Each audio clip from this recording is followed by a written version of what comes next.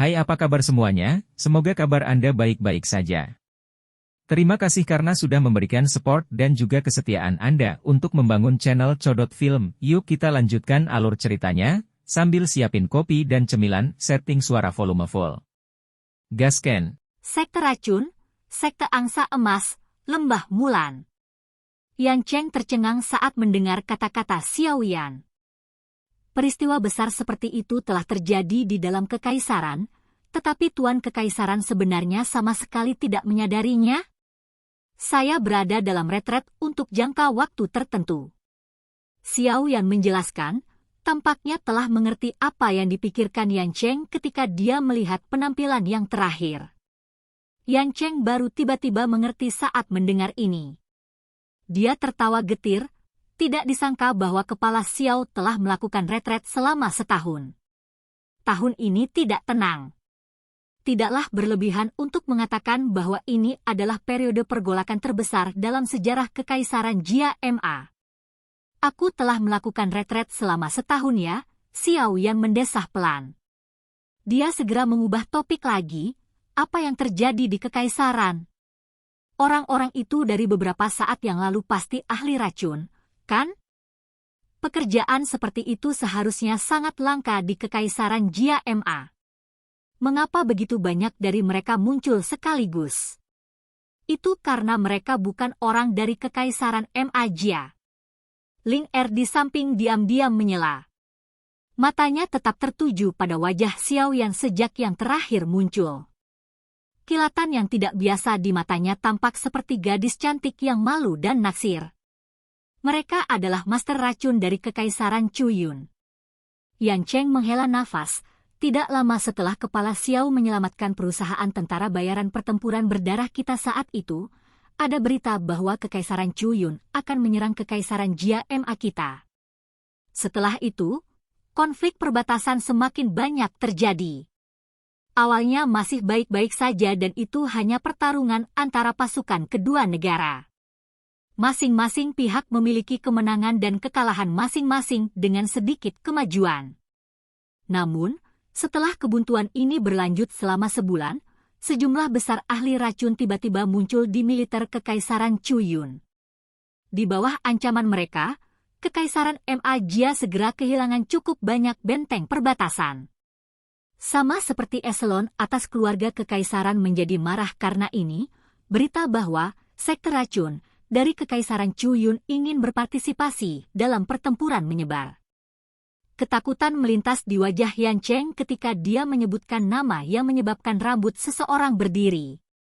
Suaranya juga menjadi jauh lebih lembut. Sekte Racun. Xiao Yan mengucapkan nama asing ini di mulutnya dan alisnya terjalin erat. Sekte Racun, ini baru saja didirikan di dalam Kekaisaran Chuyun. Namun, kekuatannya sangat menakutkan. Dalam waktu 5 tahun yang singkat, itu telah menghancurkan semua sekte dan faksi di dalam Kekaisaran Chuyun. Sekte Racun, mereka telah melompat menjadi satu-satunya penguasa di Kekaisaran Chuyun. Selain itu, dikabarkan bahwa bahkan keluarga Kekaisaran Chuyun diam-diam dikendalikan oleh mereka. Di Kekaisaran Chuyun, akan lebih efektif untuk berbicara dengan pemimpin sekte dari Sekte Racun daripada dengan kaisar dari keluarga Kekaisaran. Yan Cheng menjelaskan lagi saat melihat ketidakpastian di wajah Xiao Yan. Seperti apa kekuatan pemimpin sekte dari Sekte Racun? Xiao Yan perlahan bertanya. Dikabarkan paling tidak di kelas Douzong. Karena Sekte Racun berpartisipasi dalam pertempuran, aliansi Yan menjadi faksi terkuat dalam Kekaisaran Ma Jia secara alami tidak dapat berdiri di samping dan tidak melakukan apa-apa. Oleh karena itu, pertarungan di mana dua faksi besar saling bertukar pukulan terjadi. Selama pertempuran besar setengah tahun yang lalu, pemimpin sekte misterius dari Sekte Racun itu muncul sekali. Dalam pertempuran itu, Kaisar Es Hai Bodong, senior tua bernama Jia Lao di keluarga Kekaisaran serta binatang ajaib yang sangat besar, yang kekuatannya di kelas Do Huang, dikalahkan di tangan pemimpin sekte dari Sekte Racun meskipun bergandengan tangan. Yan Cheng tertawa getir. Ketakutan yang dalam melintas di matanya ketika dia menyebutkan kelas yang jauh dan tidak terjangkau. Mata Xiao Yan'e berkedip. Hatinya juga sedikit tenggelam. Tidak terduga bahwa Hai Tua dan dua lainnya tidak cocok untuk pemimpin sekte dari sekte racun itu. Tampaknya pihak lain itu sangat kuat. Dia melambaikan tangannya dan berkata, lanjutkan berbicara. Saat Kaisar Es dan dua orang lainnya dalam bahaya, Ratu Medusa dari perlombaan rakyat ular tiba-tiba muncul.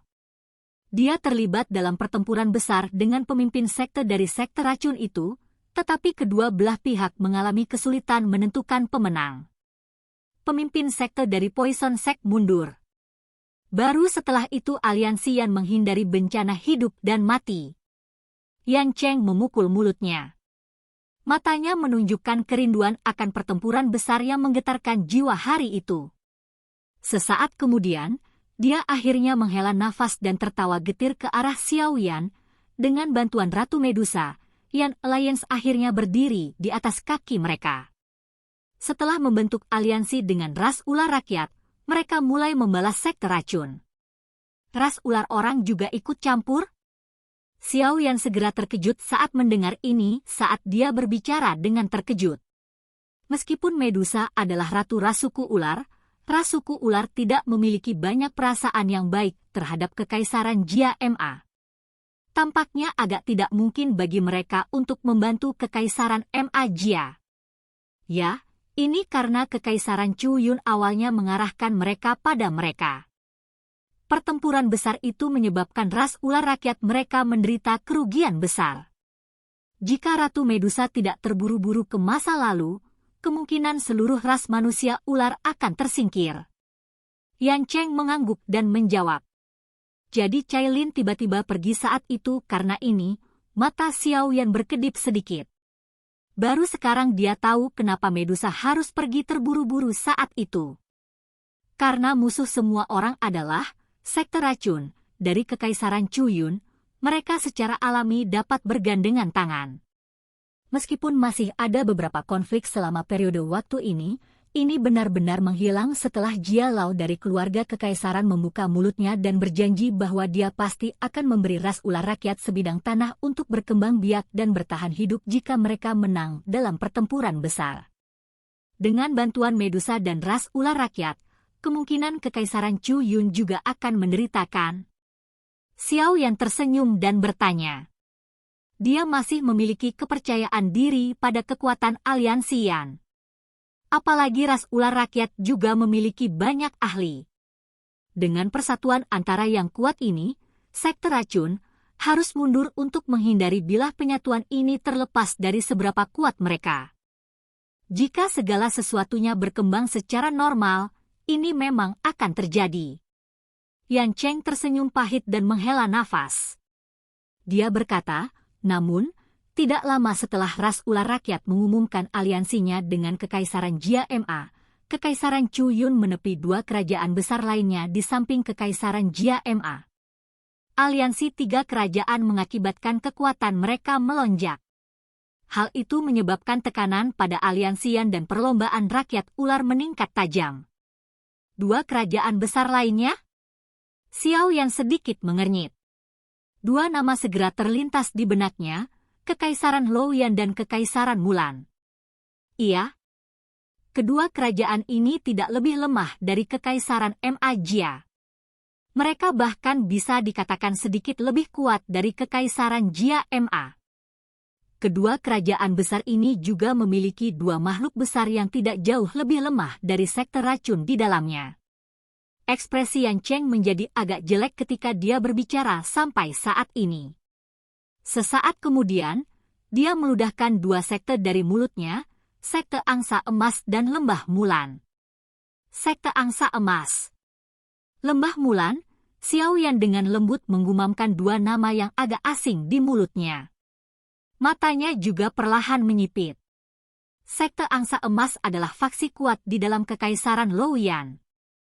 Pemimpin sekte, Yan Luotian, juga merupakan elit sejati Dozong, meskipun dia hanya pada tahap awal kelas Dozong. Lembah Mulan milik Kekaisaran Mulan. Meskipun tidak memiliki Douzong Elite, ia memiliki metode Qi gabungan yang sangat unik. Orang-orang dari Mulan menyebutnya Three Beast Savage Skill. Ada 3 sesepuh yang berlatih metode Qi di lembah Mulan. Meskipun kekuatan individu mereka hanya berada di puncak kelas Do Huang, setelah mereka bertiga mengaktifkan skill Savage 3 binatang pada saat yang sama, mereka akan dapat melakukan pertarungan bahkan jika mereka bertemu dengan Douzong. Jika seseorang mendiskusikan kekuatan mereka, mereka tidak lebih lemah dari pemimpin sekte Luo Yuntian. Wajah Yan Cheng memerah. Wajah Xiao Yan berangsur-angsur menjadi suram saat mendengar kata-kata Yan Cheng. Jika masalah ini benar, Kekaisaran Ma Jia dan aliansi Yan benar-benar dalam bahaya kali ini. 3 elit Douzong. Line up ini, bahkan jika itu adalah Medusa, mustahil baginya untuk memblokir mereka. Tidak disangka bahwa selama 1 tahun yang singkat di mana dia melakukan retret, Kekaisaran Jia Ma akan terbalik. Awalnya, Kekaisaran Ma Jia pasti tidak akan mampu bertahan dalam situasi seperti itu bahkan dengan dukungan dari aliansi Yan. Namun, beruntung interior dari aliansi 3 kerajaan besar juga terbagi. Meskipun 3 sekte besar memiliki ahli yang dapat bersaing dengan Douzong, tidak satu pun dari mereka yang bersedia menjadi pelopor dan bertukar pukulan dengan Medusa. Bagaimanapun, dengan pengecualian pemimpin sekte dari sekte racun, Yan Luotian dari sekte angsa emas, dan 3 sesepuh dari lembah Mulan bukanlah tandingannya dalam pertarungan 1 lawan 1. Selain itu, mereka semua khawatir bahwa sekutu mereka akan secara diam-diam menikam mereka dari belakang jika mereka terluka parah. Makanya, mereka terus menunda soal ini. Yang mereka lakukan hanyalah mengirim ahli dari sekte mereka sebagai pelecehan.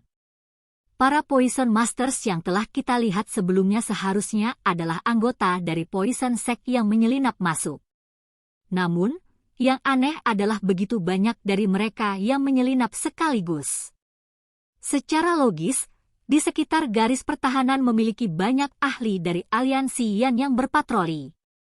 Yan Cheng merasa agak tidak pasti ketika dia berbicara sampai saat ini. Berdasarkan akal sehat, bahkan jika seseorang berhasil menyelinap sesekali, dia biasanya sendirian.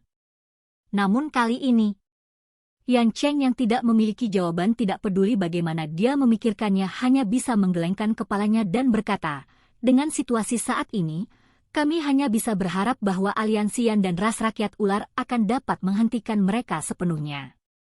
Jika tidak, kita akan benar-benar dihadapkan pada negara yang rusak dan rumah yang hancur. Kami lahir di Jia Ma dan dibesarkan di Jia Ma. Kami tidak ingin menjadi orang yang putus asa yang harus meninggalkan tanah air mereka. Xiao Yan dengan lembut menghela nafas saat dia melihat mercenaris berjiwa rendah di sekitarnya. Dia menepuk punggung Yan Cheng dan berbisik dengan senyum cerah, tenang, aliansi Yan tidak akan jatuh.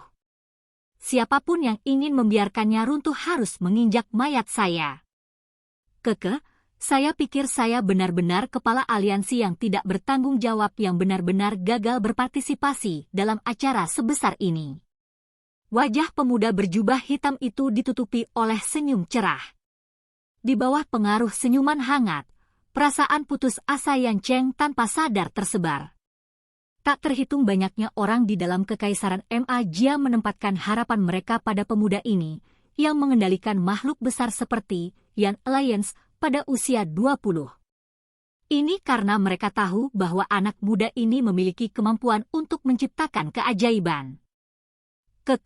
Orang-orang dari aliansi Yan dan kami, orang-orang dari Kekaisaran Jia Ma, telah menunggu Anda kembali. Anda sekarang adalah penyelamat semua orang di Kekaisaran Jia Ma.